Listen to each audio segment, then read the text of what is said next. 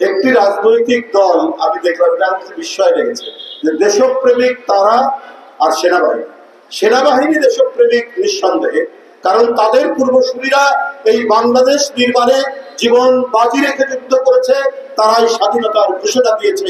Major Ziaur Rahman অন্যতম একজন সেই সেক্টর কমান্ডার যিনি স্বাধীনতার ঘোষণা দিয়েছেন।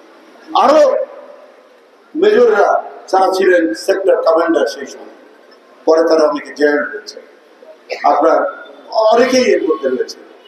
পরবর্তী পর্যায়ে আমরা দেখেছি জনগণ যখন অত্যাচারিত হয়েছে, সেনাবাহিনী জনগণের পক্ষে অবস্থান নিয়েছে। এমনকি 24-এর যে গণ অভ্যুত্থান, সেখানেও একটি উজ্জ্বল ভূমিকা রেখেছে।